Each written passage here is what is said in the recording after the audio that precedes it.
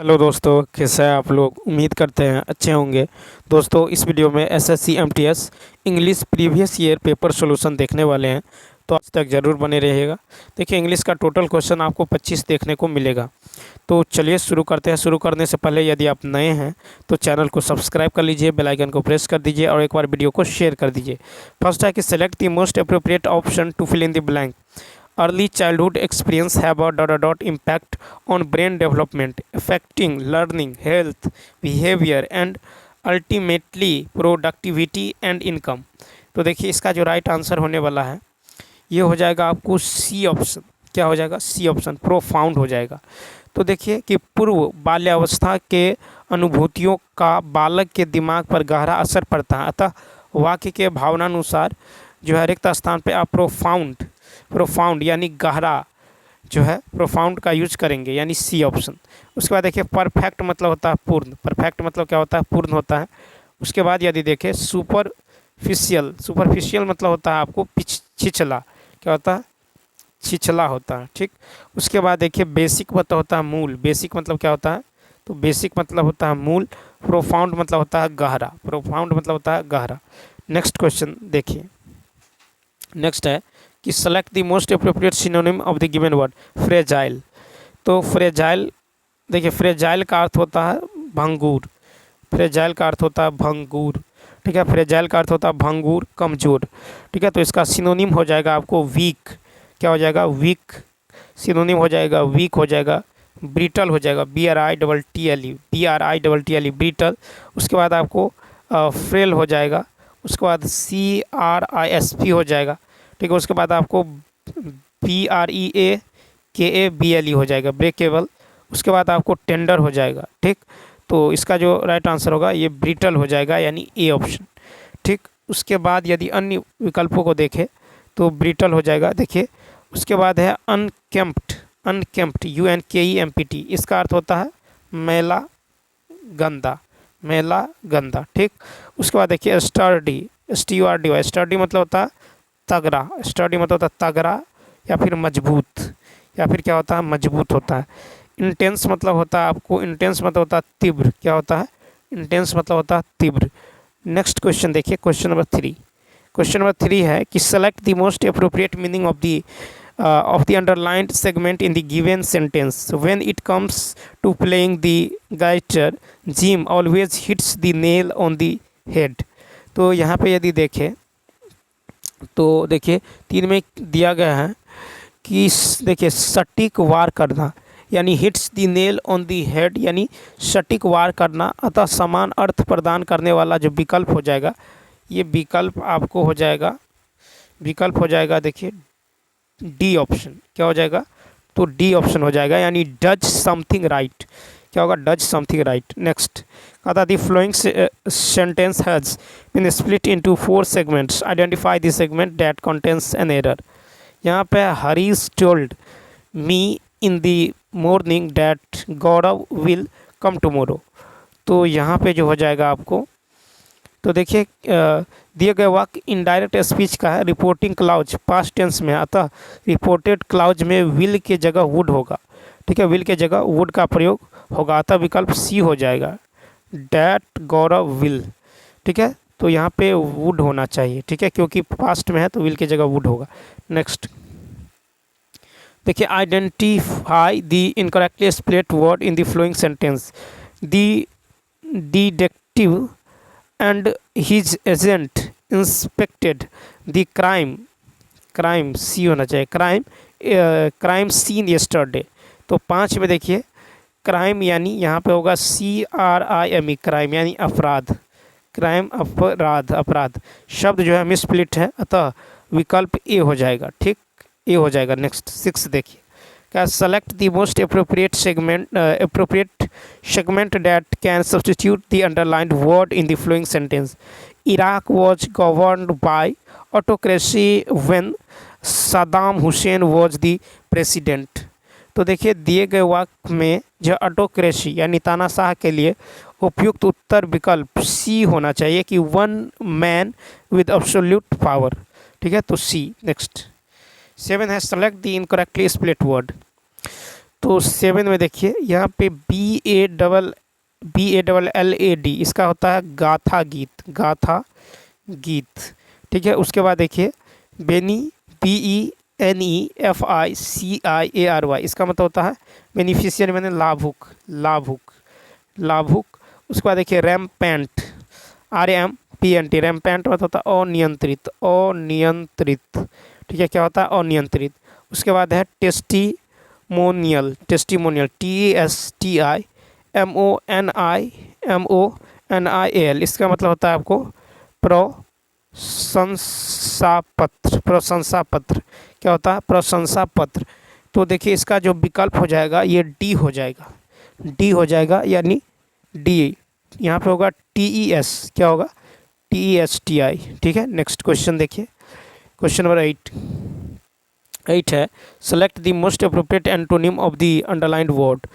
देखिए यहाँ पर he was admired for introducing welfare programs. तो देखिए एडमायर्ड, एडमायर्ड का अर्थ होता है प्रशंसा, प्रशंसा किया। ठीक है, प्रशंसा किया गया। तो इसका जो एंटोनिम हो जाएगा ये होगा हेटेड, क्या होगा HATD, हेटेड होगा। क्रिटिसाइज्ड होगा, डिस्पाइज्ड हो जाएगा, डिसऑनेस्ट हो जाएगा, डिसडेंड हो जाएगा। तो बी ऑप्शन ले लीजिए इसका। ठीक है, DSPISED। ठीक है, अन्य विकल्पों को यदि देखें एप्रिसिएटेड मतलब होता है प्रशंसा करना, प्रशंसा करना। ठीक है, प्रशंसा करना। कन्फेस, कन्फेस्ड मतलब होता है स्वीकार, स्वीकार करना, स्वीकार करना। सक्सीड मतलब होता है आपको सफल, क्या होता है सफल। नेक्स्ट 9 देखिए, 9 है कि select the most appropriate meaning of the underlined idiom. The company was on the ice, the company was on thin ice. तो देखिए यहाँ पे हो जाएगा ऑन थिन आइस, तो विकट स्थिति में होना यानी खतरा में होना। ठीक है, ऑन थिन आइस विकट स्थिति में होना, खतरा में होना। तो यहाँ पे विकल्प आप सी ले लेंगे, इन अ प्रीकैरियस और रिस्की सिचुएशन। ठीक है, तो यहाँ पे सी विकल्प हो जाएगा। Next select the most appropriate meaning of the given idiom. Cup of T, तो कप ऑफ टी का अर्थ होता है पसंद, पसंद, पसंद की चीज़। क्या होता है पसंद की चीज़, पसंद की चीज़। अतः विकल्प बी ले लीजिए, यानी समथिंग वन लाइक्स एक्साइल्स इन। तो यहाँ पे हो जाएगा बी ऑप्शन। नेक्स्ट देखिए, फिर select the most appropriate meaning of the given underlined idiom. The council president is known to play devil's advocate of 10। 11 का हो जाएगा। तो देखिए प्ले डेविल्स एडवोकेट ऑफ 10 यानी छिंद्रावेशी घो दोष ढूंढने वाला। अतः सही विकल्प हो जाएगा आपको ए ऑप्शन। क्या हो जाएगा ए ऑप्शन, यानी to argue just for the sake of it. ठीक है, नेक्स्ट क्वेश्चन नंबर 12 है। देखिए 12 है कि parts of the following sentence have been given as option. Select the option that contains an error. Perhaps my family visit the Taj Mahal next month. तो 12 का हो जाएगा। देखिए तो दिए गए वाक्य में फाइंड शेड्यूल को प्रेजेंट इंडेफिनिट टेंस में व्यक्त किया गया है। यहाँ पे सेंटेंस का सब्जेक्ट सिंगुलर है, इसलिए वर्ब विजिट सिंगुलर होगा। अतः सही विकल्प हो जाएगा B option, B option my family visit. ठीक है, यहाँ पे जो है सिंगुलर होना चाहिए, विजिट विजिट्स होना चाहिए। ठीक, नेक्स्ट क्वेश्चन देखिए, क्वेश्चन नंबर है 13 कि the flowing sentence has been split into 4 segments. Identify the segment that contains a grammatical error. In America, most of the people can speak the English well. तो 13 को यदि देखें तो दिए गए वाक्य के भाग ए में इंग्लिश भाषा के पहले दी का प्रयोग किया गया है, जो कि गलत है। वाक्य में दी को हटाना होगा। अतः सही विकल्प हो जाएगा ए ऑप्शन। ठीक है, तो होगा in America most of the people can speak English well. Next 14 है कि select the option that can be used as a one word substitute for the underlined group of words. He studies the subject known as the scientific study of insects. तो देखिए 14 का होगा कि वाक्य में रेखांकित शब्द समूह का अर्थ है कि कीट पतंगों का अध्ययन।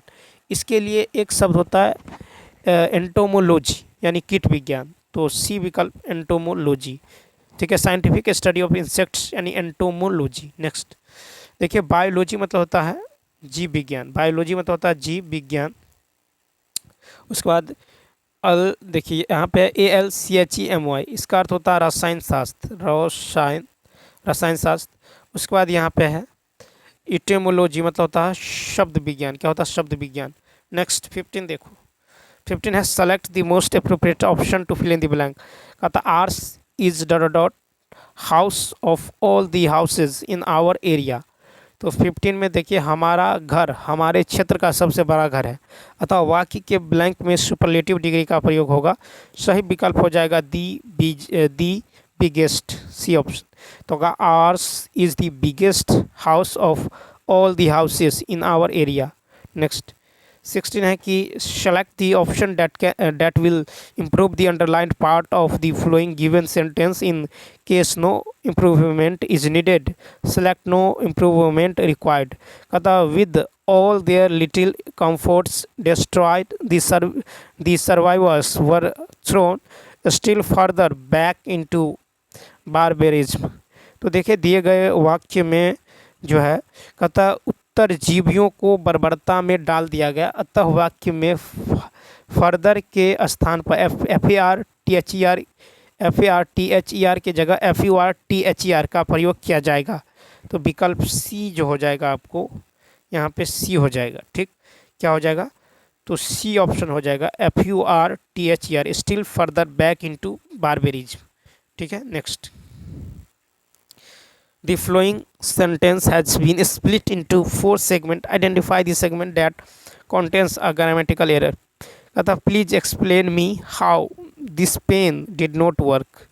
तो देखिए पार्ट डी में एक्सप्लेन के बाद टू का प्रयोग होगा, क्योंकि वाक्य में इनडायरेक्ट ऑब्जेक्ट का प्रयोग हुआ है, ठीक है। से, एक्सप्लेन, नैरेट इत्यादि वर्ब्स के बाद तुरंत इनडायरेक्ट ऑब्जेक्ट नहीं आते हैं, इस स्थिति में ऑब्जेक्ट के पहले टू का प्रयोग किया जाता है। तो सही विकल्प हो जाएगा डी ऑप्शन, एक्सप्लेन मी, ठीक है।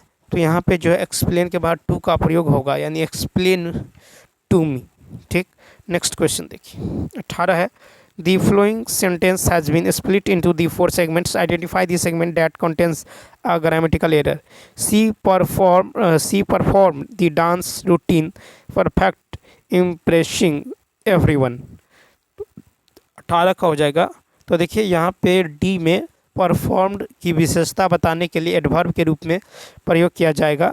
यहाँ परफेक्ट एडजेक्टिव के स्थान पर परफेक्टली एडवर्ब उपयुक्त होगा, तो डी ऑप्शन, ठीक है। यहाँ पे जो है परफेक्टली परफॉर्म्ड की विशेषता बताने के लिए, परफॉर्म्ड की विशेषता बताने के लिए यहाँ पे एडवर्ब का यूज किया जाएगा, परफेक्टली का यूज होगा, तो D option. Select the most appropriate antonym of the underlined word. देखिए butterfly was attracted towards the bright flowers.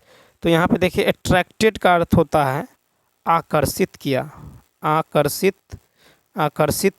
किया, ठीक है, आकर्षित किया। इसका एंटोनिम जो हो जाएगा ये हो जाएगा REPULSE एक्सपेल। उसके बाद हो जाएगा रिपेल, REPEL रिपेल, ठीक है।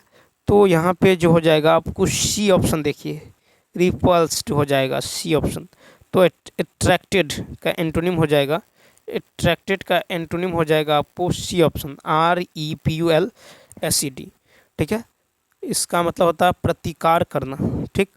उसके बाद देखिए यहाँ पे है रैकन, RECKON, इसका मतलब होता है गणना करना, या गणना करना। उसके बाद देखिए RECUR मतलब होता है पुनरावृत्ति, ठीक है। उसके बाद आर्ग्यू, इसका मतलब है पुनः विचार। नेक्स्ट 20 देखिए 20 है कि सेलेक्ट इनकरेक्टली स्प्लिट वर्ड। तो 20 में यदि देखें तो देखिए RHYME, इसका मतलब होता है तुक या अनुप्रास, ठीक है। उसके बाद देखिए RELEVENT होगा, RELEVENT, रिलेवेंट मतलब होता है प्रासंगिक, ठीक है, प्रासंगिक। तो बी ऑप्शन जो होगा यहाँ पे राइट होगा। उसके बाद देखिए सक्सेसफुल मतलब होता है सफल, सक्सेसफुल मतलब होता है सफल, QUEUE इसका मतलब होता है पंक्ति, ठीक है, क्या होता है पंक्ति। नेक्स्ट 21 से 25 तक आपको पैसेज दिया गया है, ठीक है। यहाँ पे है कि finger printing is the one of the methods of dot dot using the impression made by the minute reeds formation और parents found on the finger tips. तो देखिए यहाँ पे जो हो जाएगा कि अंगुली आरेखन तकनीक के जरिए व्यक्ति की पहचान से संबंधित चर्चा की गई है, अतः वाक्य के भावनानुसार यहाँ पे आपको आइडेंटिफिकेशन जो है उचित होगा, आइडेंटिफिकेशन यानी ए ऑप्शन, ठीक है, आइडेंटिफिकेशन उचित होगा। यहाँ पे देखिए डिमोन्स्ट्रेशन मतलब होता है प्रदर्शन, क्या होता है प्रदर्शन होता है। इन्वॉल्वमेंट मतलब होता है आपको संलिप्तता, ठीक। उसके बाद सेटिस्फैक्शन मतलब क्या होता है, सेटिस्फैक्शन मतलब संतुष्टि, सेटिस्फैक्शन मतलब होता है संतुष्टि, ठीक है। नेक्स्ट क्वेश्चन देखिए, अब देखिए सेकंड है कि no two persons have exactly same dot dot of ridges जो है patterns, they remain unchanged throughout the life. तो यहाँ पे देखिए दिए गए वाक्यांश वाक्य के अनुसार कोई भी दो वाक्यों के अंगुली के आरेखन एक समान नहीं होते हैं। इस भाव में ब्लैंक का सही उत्तर हो जाएगा अरेंजमेंट हो जाएगा, क्या हो जाएगा अरेंजमेंट, यानी यहाँ पे हो जाएगा बी ऑप्शन अरेंजमेंट। तो देखिए कोई भी दो व्यक्तियों के अंगुली के आरेखन एक समान नहीं होते, इस भाव में आपको अरेंजमेंट जो है उचित होगा। सेटलमेंट मतलब होता है समझौता, समझौता या फिर व्यवस्थापन। स्टेटमेंट मतलब होता है बयान, स्टेटमेंट मतलब बयान होता है, कथन होता है, ठीक है। मैनेजमेंट मतलब होता है प्रबंधन, प्रबंधन। नेक्स्ट क्वेश्चन की यदि बात करें थ्री, देखिए थ्री है, थ्री की यदि बात करें तो यहाँ पे है identification system that is almost dot dot. तो देखिए आइडेंटिफिकेशन यानी फिंगरप्रिंट्स में be classified and filled on the basis of the reads pattern setting up and identification system that is almost। तो यहाँ पे हो जाएगा आपको कि देखिए वर्णित वाक्य के अनुसार जो है आप इनफेलिबल यानी अचूक ले सकते हैं, इनफेलिबल। तो इनफेलिबल यानी ए ऑप्शन, इनफेलिबल मतलब होता है अचूक, क्या होता है अचूक, ठीक है। उसके बाद रिस्की मतलब होता है आपको जोखिम, रिस्की मतलब जोखिम भरा, ठीक है। फेलिबल मतलब होता है आपको अविश्वसनीय, अविश्वसनीय फेलिबल। और अनरिलिएबल मतलब होता है अनरिलिएबल मतलब ही अविश्वसनीय होता है। नेक्स्ट की यदि बात करें तो नेक्स्ट देखिए यहाँ पे today law enforcement agencies use computers to record fingerprints and to transmit them electronically to other agencies for comparison। तो यहाँ पे हो जाएगा कि आज कानून प्रवर्तन एजेंसियाँ फिंगरप्रिंट्स का डिजिटली रिकॉर्ड के लिए कंप्यूटर का इस्तेमाल करती है, अतः वाक्य के भावनानुसार आप यहाँ पे डिजिटली ले सकते हैं, डिजिटली ए ऑप्शन, ठीक है। उसके बाद देखिए यहाँ पे फिजिकली मतलब होता है भौतिक रूप से, मेंटली मतलब होता है मानसिक तौर पर, और मैनुअली मतलब होता है हाथ से। नेक्स्ट देखिए लास्ट क्वेश्चन है, लास्ट है कि by comparing fingerprints of the criminals with the recorded fingerprints officials can establish dot dot proof of the presence और आइडेंटिटी ऑफ पर्सन। तो 25 में देखिए वाक्य भावनानुसार सही विकल्प हो जाएगा एब्सोल्यूट, ठोस पूर्ण पक्का। तो यहाँ पे हो जाएगा एब्सोल्यूट यानी डी ऑप्शन एब्सोल्यूट, ठीक है। डॉप्ट मतलब होता है शक, डॉप्ट मतलब क्या होता है शक होता है। उसके बाद देखिए प्रोविजनल मतलब होता है अंतरिम, अंतरिम प्रोविजनल मतलब होता है अंतरिम, ठीक है, अंतरिम अंतरिम। उसके बाद देखिए अनकॉन्फर्म्ड फिर मतलब होता है अपुष्ट या अस्थाई, क्या होता है, अपुष्ट या फिर अस्थाई। तो चलिए दोस्तों, इसके अलावा यदि आप मैथ का previous year paper, GK GS का प्रीवियस ईयर पेपर, रीजनिंग का प्रीवियस ईयर पेपर देखना चाहते हैं तो आप प्लेलिस्ट के जरिए देख सकते हैं। तो चलिए इस वीडियो में इतना ही। यदि यह वीडियो अच्छा लगा हो तो लाइक, शेयर और सब्सक्राइब करना ना भूलें। साथ ही साथ कमेंट करके बताइए यह वीडियो आपको कैसा लगा। तो चलिए मिलते हैं नेक्स्ट वीडियो में। Thanks for watching.